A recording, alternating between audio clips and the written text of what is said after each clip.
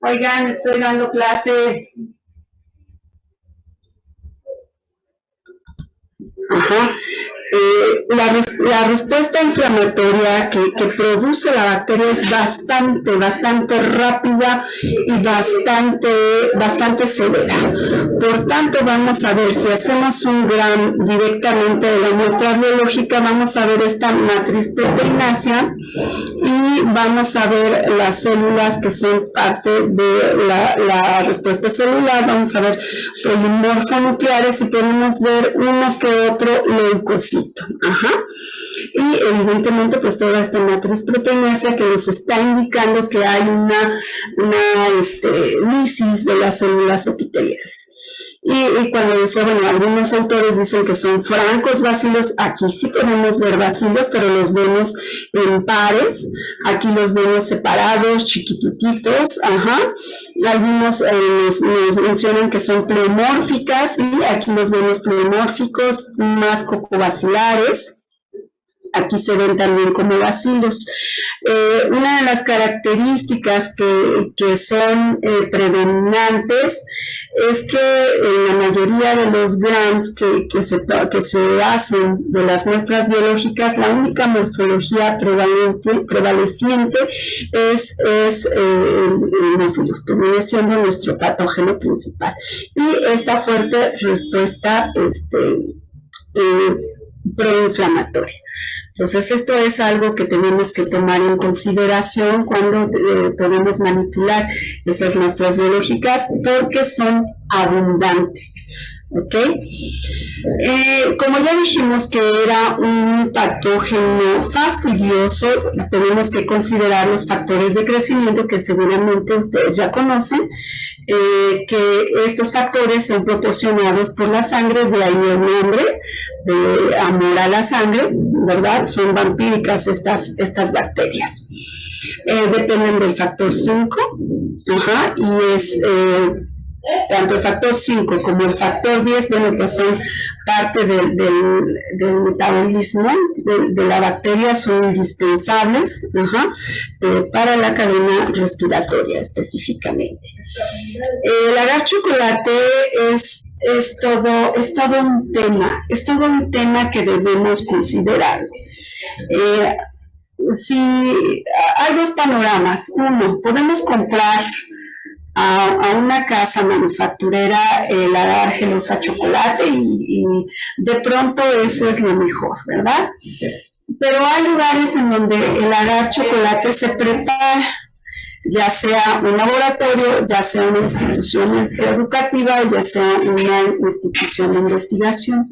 Hay que tomar consideraciones, hay que recordar que el agar chocolate recibe su nombre porque la sangre se lisa en el momento en que nosotros la agregamos a una base rica en peptonas, rica en glucosa, en algunas sales para conservar la integridad tanto de la pared como de la membrana de la bacteria. Ajá. Nos indican que hay un rango en el que nosotros podemos, de temperatura, en el que podemos vertir la sangre a la base. Y el máximo de temperatura que nosotros podemos alcanzar son los 70 grados. Esto es para liberar el factor 5, el NAD. El factor 10 siempre va a estar disponible en la sangre, por tanto, si nuestra bacteria no necesitara del factor 5, pues lo tendría disponible en la sangre. Qué curioso es esta bacteria, pues porque pues no tiene medicinas, ¿no? No tiene medicinas, y a pesar de eso su LPS es tan particular que despierta una respuesta inmunológica bastante fuerte, ¿no? Y también su cápsula, en el caso de las especies capsuladas, ¿no? Esto es algo sumamente interesante. Además de que nosotros tenemos que cuidar la temperatura, también le adicionamos un polioenriquecimiento, un caldito, un polvo, como lo compremos, que si ustedes buscan en las redes no van a encontrar exactamente cuáles son los componentes del polioenriquecimiento, pero pues son un chorro de peptonas y de carbohidratos que miman a la bacteria y les permite crecer. Entonces, mi consejo personal es comprar el agar gelosa, el gelosa chocolate y quitarnos de problemas. Y entonces aquí, por ejemplo, tenemos esta tablita muy interesante de una marca en particular. No quise poner la marca porque no es mi objetivo hacer comerciales, pero aquí tenemos Haemophilus influenza, que es el que nos interesa mucho, y nos dice que el crecimiento es bueno, ¿sí? Cuando hacemos unos buenos procedimientos, una buena manipulación de la muestra, por supuesto que sí. Tenemos una alta recuperación del microorganismo, pero aquí me llama la atención que dice que las colonias son pequeñas, o sea, pequeñas con respecto a quién, ¿no? Si las comparamos con los estreptococos que nos enseñó la maestra Dulce, pues diríamos que son medianas, ¿no? Y si las comparamos con las Vibrio cholera que nos enseñó la maestra Ana, pues diríamos que son pequeñas, ¿no? Entonces, va en función de nuestra experiencia. Yo en lo particular diría que son medianas. Húmedas, pues los primoaislamientos salen con cierta humedad, porque eso representa la vida. Si las bacterias de importancia clínica están secas, pues lo más probable es que estén muy cerca de morir. El color perla, como les decía, también va a depender de cada quien. Lo que me llama más la atención es el olor a ratón.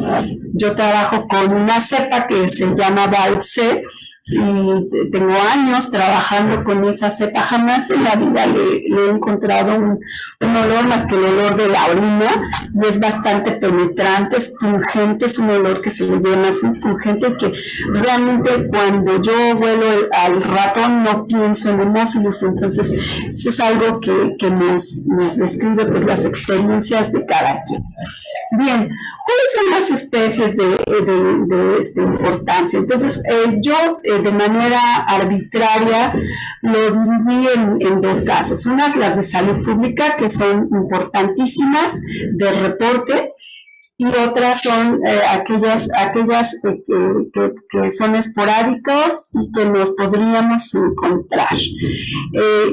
Con la migración, se ha incrementado la migración a todos niveles de manera mundial, y entonces ahora ya no están tan delimitados los microorganismos, ¿no? Antes decíamos, no, esta bacteria nunca va a llegar a México porque es propia de África.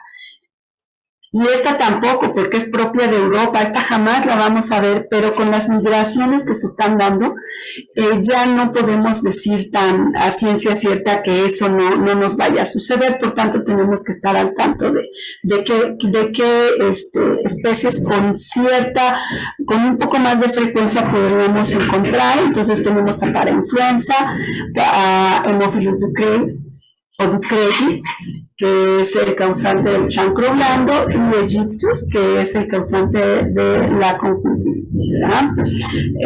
En materia de salud pública tenemos Haemophilus influenza tipo B y las no tipificables, ¿verdad? Y aquí está este interesante cuadrito que nos habla de los requerimientos que tienen las bacterias. La que nos interesa mucho en particular para nuestro país es Haemophilus influenza, y vemos que requiere de ambos factores, el 5 y el 10, pero nos dice que no requiere CO2. Lo que les decía, cada literatura es diferente, pero lo más fundamental para nosotros es el desarrollo de nuestra propia experiencia. Bien, Haemophilus influenza tipo B es el que nos interesa mucho, y vamos a ver que hay una clasificación al respecto de los polisacáridos capsulares, y tenemos un chorro de polisacáridos capsulares de la A a la F, y tenemos una E'. Estos polisacáridos tienen estos azúcares, tienen grupos fosfato, y algunos de ellos están acetilados. ¿Para qué queremos conocer a estos a estos polisacáridos, bueno, los podemos utilizar, aglutinan antisueros de conejo, lo cual nos sirve y nos interesa para la tipificación. Como tal, si no están bien manufacturados, por decirlos así, si el conejito que utilizamos no nos da un buen título, entonces no son adecuados para el diagnóstico. Algunas veces nos van a dar reacciones cruzadas, pero sí nos dan un valor epidemiológico. Por tanto, estas reacciones tendríamos que cuidar bien cómo las estamos corriendo y cómo las estamos leyendo.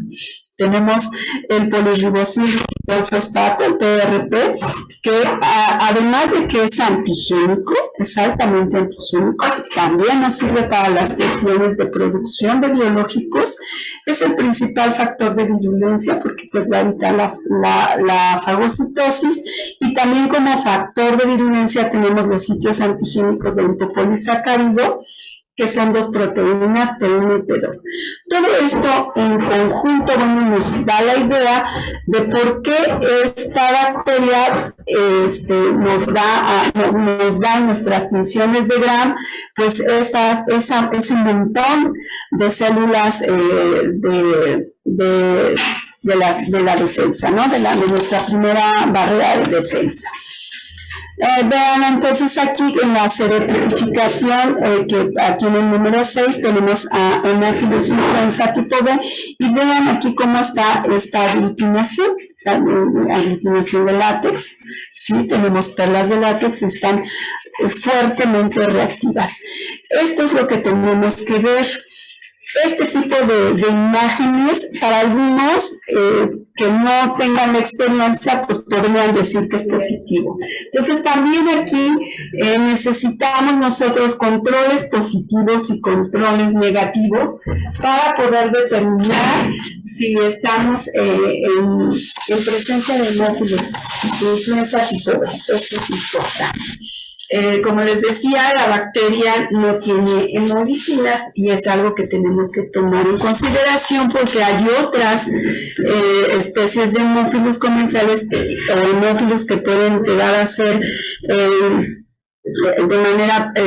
pueden actuar de manera como patógenos oportunistas, o que son de otras especies animales y que son, vean, aquí de este lado, que causan hemólisis. Entonces, siempre recordar que la hemólisis no se ve en Haemophilus influenza tipo B. Bueno, aquí está el resumen de todo lo que hemos estado hablando. Entonces, este es un fagocito, esta es una bacteria evitando ser fagocitada, pero todos estos elementos que ella utiliza para evadir la fagocitosis, nosotros los podemos utilizar para esta producción de biológicos. ¿De dónde vamos a obtener nuestras muestras clínicas? Bueno, dependiendo de qué tipo de hemófilos estemos hablando y también de la edad de nuestro paciente. ¿Por qué? Porque resulta ser que el Haemophilus influenza tipo B no tipificable actúa como comensal en la orofaringe de los adultos. Entonces, ustedes y yo muy probablemente tengamos esta bacteria en nuestra orofaringe como comensal. Esto es un elemento de preocupación porque, bueno, yo tengo una hija pequeña y la llevo a la escuela primaria, y cuando me despido de ella veo con mucho, pues, no sé, no, desagrado que, bueno, muchas personas despiden a sus hijitos, les dan la bendición y acto seguido les dan un beso, ¿verdad?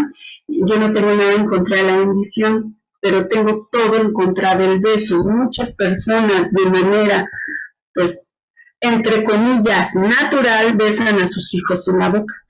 Eso no es correcto. Eso no está bien, porque estamos pasándole nuestros bichos a nuestros hijos, ¿no? Y si no, y si además somos antivacunas, bueno, pues ahí tenemos el caldo de cultivo suficiente para que se presente una hemólisis, un hemófilos influenza, ¿no? ¿A dónde va a actuar el tipo B? Bueno, pues de manera muy, muy particular, causa meningitis, y por eso es la vacunación y por eso es la vigilancia, ¿verdad? También causa epiglotitis, que va a hacer que se cierre la epiglotis, que el niño no pueda respirar y que tengamos que llevarlo de emergencia a un hospital donde le van a hacer un corte en la tráquea y le van a meter un popote para que pueda respirar. Pero también muy particularmente puede causar sepsis o bacteremia. Ajá. La bacteremia, digamos que es el paso anterior a la sepsis, ¿sí? Hay veces que los niños tienen sintomatología, por ejemplo, de sinusitis, sí, que aquí en esta diapositiva que dice que la sinusitis la causa hemófilos influenza no tipificable, sí es cierto, igual que la traqueobronquitis y la otitis media, que son causadas por hemófilos influenza no tipificables. Sin embargo, hay reportes clínicos que nos dicen que sí puede causar estas tres entidades y al mismo tiempo estar circulando por el cuerpo del bebé o del niño. Ajá. Estamos hablando de márgenes de edad, pues, antes de los 10 años, ¿no? Que es cuando se presentan más severamente las infecciones con hemófilos tipo B y no tipificable, ¿ok? También tenemos Egyptus, que causa conjuntivitis, y la fiebre púrpura brasileña. Ajá. Y afecta pues a nivel de vasos y afecta de vasos principales y en la piel. Bueno, y finalmente el causante del chancro blando, Haemophilus ukreyi. Entonces, de todos estos lugares nosotros podemos obtener nuestras muestras clínicas, es decir, sangre, un lavado bronquial, un exudado faríngeo, podemos hacer un hisopado de los márgenes del ojo y, por supuesto, líquido cefalorraquídeo. Esas son nuestras muestras biológicas que vamos a trabajar en el laboratorio. ¿Okay? Lo que nosotros pediríamos, que muchas veces no nos proporcionan, número 1, es la edad del paciente. Número 2, una historia clínica que sea coherente. Número 3, que nuestra muestra no esté muy manoseada, porque a veces pasa por otras partes del laboratorio. Y número 4, y tal vez la más importante, que sea abundante. Bien, entonces acabamos de ver una clasificación que sí nos sirve en el laboratorio para hacer el diagnóstico específicamente serológico, y esa es una tipificación en base a la cápsula. Ahora vamos a ver una tipificación en base a las pruebas bioquímicas. Por tanto, le llamamos la clasificación de biotipos bioquímicos, siendo Haemophilus influenza nuestro microorganismo blanco.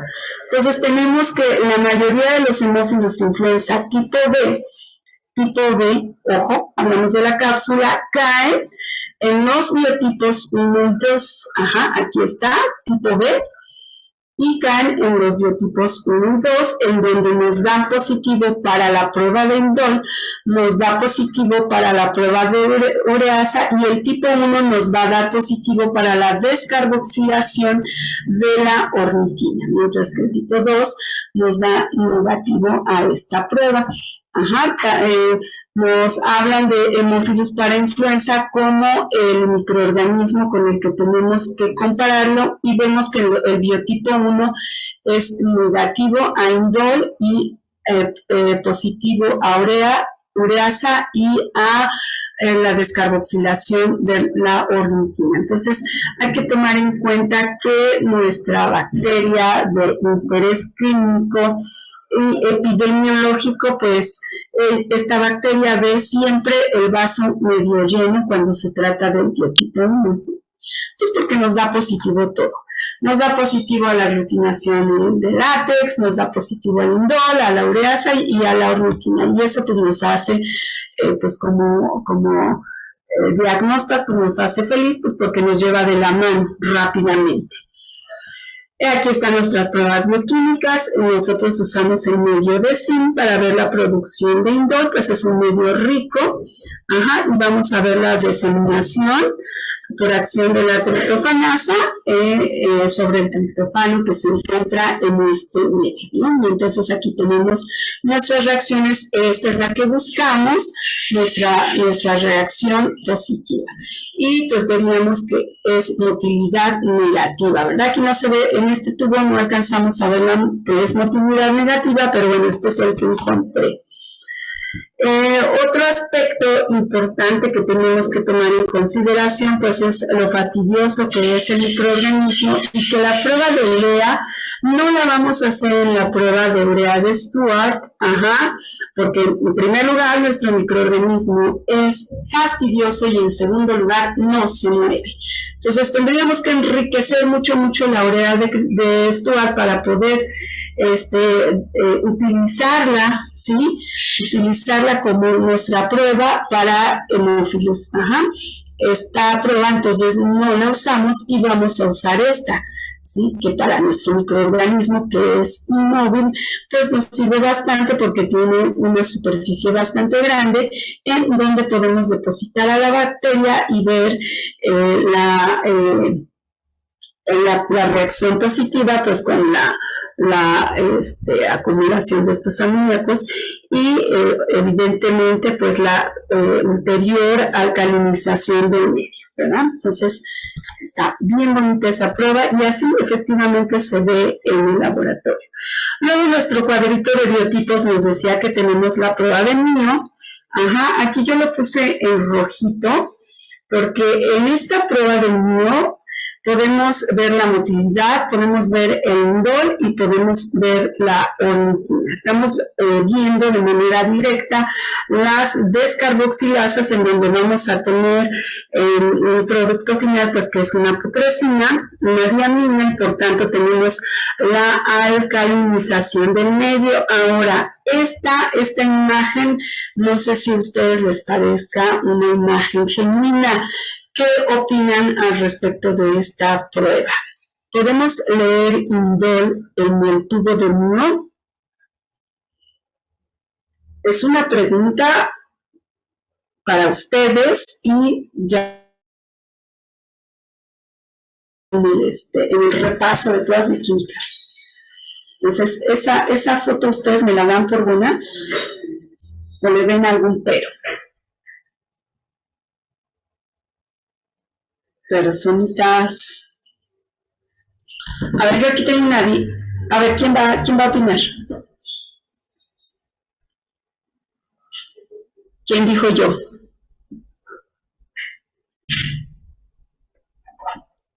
Diana, ¿qué opinas, Diana? ¿Tú das como buena esta prueba? Se ve muy bonita, muy didáctica. ¿La das como buena? Pues sí, bueno. A ver, ¿a quién está de acuerdo con Diana en darla como buena? Está hermosa, yo ahí estoy viendo todo, estoy viendo motilidad, estoy viendo descarboxilación y estoy viendo indol positivo. Esta prueba es una Miss México. ¿Quién está de acuerdo con Diana? ¿Quién más? No le saquen, compañeros, no le saquen.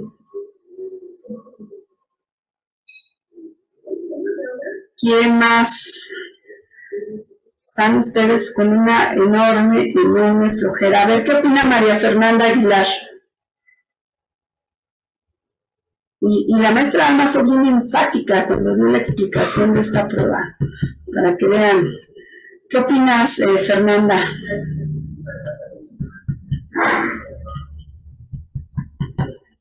O Daniel Mercado, ¿qué opinas? ¿Estás de acuerdo con tu compañera Diana?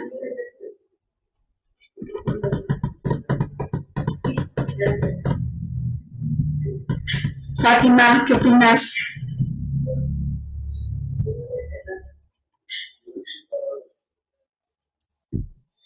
Laura Nayeli. No, pues, vamos a poner faltas. Laura Nayeli. Profesora, ¿puedo participar? Sí, por supuesto que sí. Creo que está mal. Ok. Es indómita. Y la foto que nos está mostrando ahorita sí sería la correcta, ¿no? Porque en el tubo de ornitina se supone que es positiva si todo el tubo se pinta de púrpura, ¿no? Ok. Solo es indómita que queda como en la... Bueno, no, solo se hace como un anillo en la parte superior del tubo. Ok, yo creo que van a tener que estudiar mucho. Es incorrecta.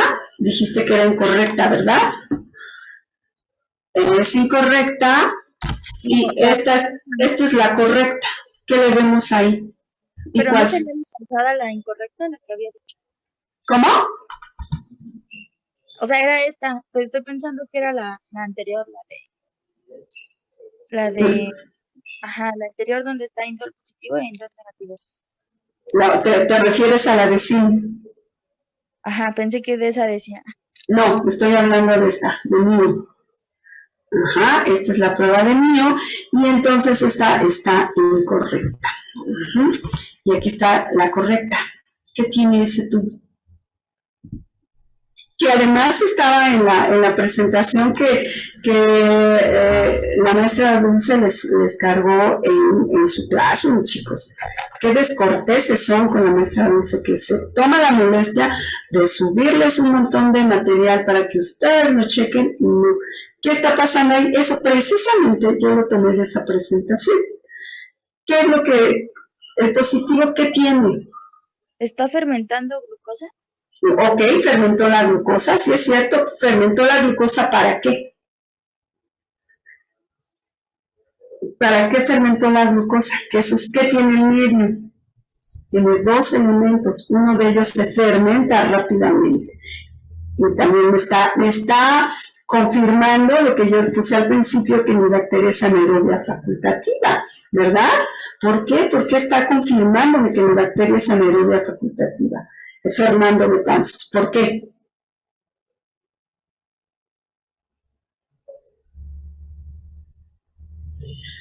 Voy a poner faltas a este grupo. Evelyn Michelle, ¿por qué?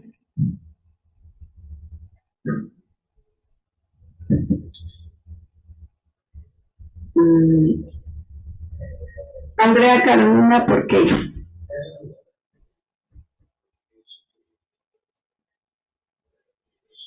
Se supone que el medio tiene dextrosa y como que el fundamento habla de que tiene que descarboxilar. Exactamente, eso es lo que yo busco, es la reacción que yo busco. No busco que fermente la glucosa, o sea, lo va a hacer al fermentar la glucosa. ¿Qué va a suceder con el pH?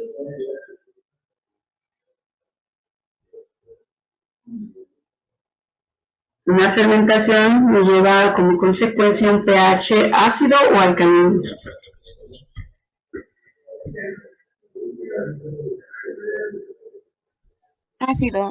Ácido, ¿verdad? Y entonces, en ausencia de oxígeno, se va a echar a andar la siguiente parte, que es lo que yo estoy buscando, que es que una desaminación o una descarboxilación.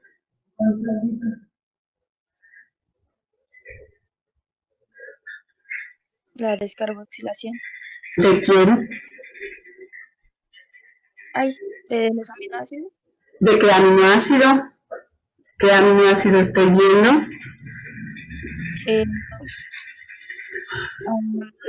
Sería lo va a convertir en aminas, ¿no? Ajá, sí, a la ornitina. Ok, hay que checar eso, chicos. Ajá, hay que checar eso. Es importante y muy importante porque estas pruebas son para enterobacterias, están diseñadas para enterobacterias. Y entonces por ahí vamos a ver también la arginina y ahí sucede otra cosa con la arginina que tienen que tomar en cuenta. Entonces, refresquen sus conocimientos, evidentemente, no es que lo ignoren, simplemente pues a veces son tantas cosas que se olvidan. Estudien esto, por favor, porque lo vamos a retomar en enterobacterias. Ajá. Y entonces con esto pues ya tenemos la clasificación de mi bacteria por las pruebas bioquímicas, ¿verdad? Pero hay otro elemento que puedo yo utilizar para clasificar o para separar por especies a mi bacteria, que es el satelitismo. Y es una estrategia que nos permite visualizar la dependencia de las especies del género a los diferentes factores que yo le estoy aportando en mi gelosa chocolate. ¿Ok? Estos factores pueden ser proporcionados de manera independiente o bien pueden ser proporcionados por su caso. En el caso particular hablaríamos de Staphylococcus aureus. Creo que lo escribí mal. De no ser por los factores, el género Haemophilus influenza puede crecer en medios ricos. No necesitamos enriquecer el medio. Es fastidioso, pero si le damos un buen aporte de glucosa y si le damos un buen aporte de peptonas, un CO2 sostenido, pues seguramente nos va a crecer muy bien. Pero en medios ricos como DH. Ajá. Y entonces aquí nuevamente retomamos que mi Haemophilus requiere del factor 10 y el factor 5, de hemina y nada, que no hemoliza los glóbulos rojos, en este caso nos ponen al caballo, y que es catalasa positivo y que utiliza la glucosa. Esta, digamos que es las reacciones que nos interesan. Ajá.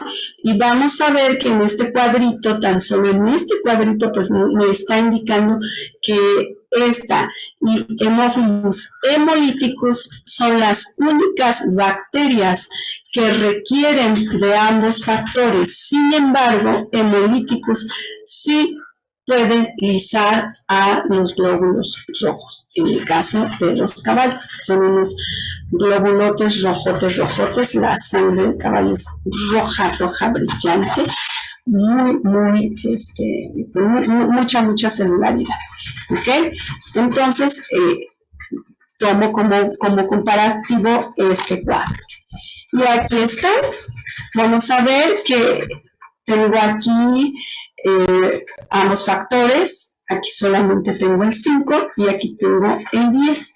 Y entonces, ¿qué me está diciendo esta imagen? ¿De quién depende esta bacteria? Del factor 5. Del factor 5, efectivamente, y entonces podría tratarse de quién, pues de al menos de estas y de estas, ¿no? De estas especies, que para fines prácticos pues no me interesan, ¿verdad? Y esta imagen que me está queriendo decir, aquí está la X, aquí está la B, esta imagen que me está queriendo decir. Depende o no de ambos factores. ¿Del 10? Aquí esto difundió, este es colorcito y este es crecimiento. ¿Entre dónde están los crecimientos o el crecimiento? En medio de los dos. En medio de los dos. ¿Por qué? Porque este difunde para acá y este difunde para acá. Y entonces, como ambos están difundiendo hacia todos lados, ¿verdad? Está difundiendo hacia todos lados, pero donde yo puse la estría de la bacteria nada más fue aquí. Entonces, cuando alcanzó la difusión de los dos lados, pues creció. Entonces, nuevamente, repito, ¿de quién depende esta bacteria? ¿De qué factores? De ambos. De ambos, entonces, ¿qué nombre le pondrías? Del cuadrito, ¿qué nombre le pondrías? ¿Hemolíticos? ¿Pudiera ser hemolíticos? ¿Cómo lo compruebas? Porque para mí, por importancia clínica, yo diría que sería influenza, pero para poder distinguir si se trata de hemolíticos, ¿qué tendría yo que hacer? Probarla Exactamente, ver si mi bacteria es hemolítica. Vean, ajá. Entonces aquí está esta imagen en donde tenemos, vamos a tomar en cuenta esta, particularmente esta. Vamos a ver que aquí hay una cepa nodriza y aquí alrededor de la cepa nodriza tenemos crecimiento. Vamos a ver esta. Tengo mi cepa nodriza, pues tengo crecimiento en todo el medio. ¿Okay? ¿Qué me están queriendo decir estas imágenes? ¿Cuál de estos dos, por ejemplo, sería Haemophilus influenza? ¿Esta o esta? Influenza sería la primera. La primera sería influenza y la segunda creció lejos de Staphylococcus aureus, creció en todo el medio. Entonces, si me regreso al cuadrito, ¿de qué factor requiere? Porque creció en todo el agar sangre, ese es agar sangre.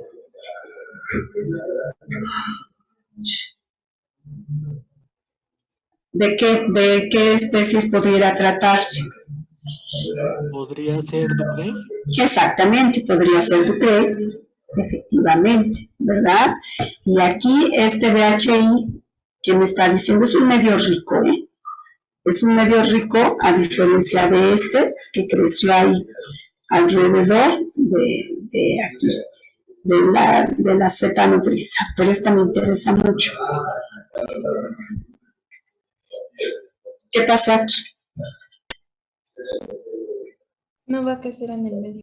No va a crecer en el medio porque si se trataba de Haemophilus influenza requiero ambos factores y esta, por ejemplo, ¿de qué factor está dependiendo?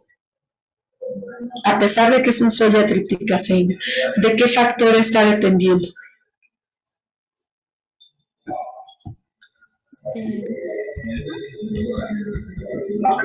Tú dices el 5, no le sé del 5.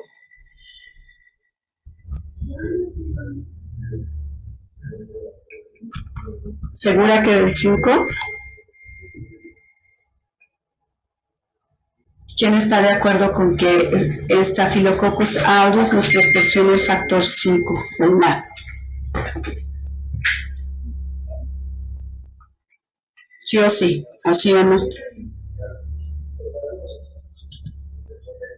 Esto ya lo vieron, chavos. A ver, levanten sus manitas. Que sí o no nos proporciona NAD Staphylococcus aureus.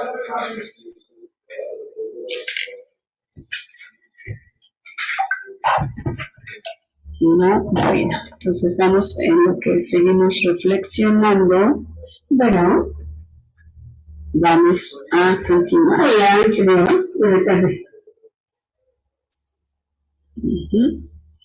Entonces, bueno, al menos esta bacteria está dependiendo de lo que esté proporcionando esta cepa nodriza. Ajá. Y pues aquí lo vemos en la vida real, ¿verdad? Aquí está el agar sangre y aquí está el crecimiento de mi bacteria. El agar sangre entonces le está proporcionando el factor 10 y qué factor le está proporcionando la cepa nodriza.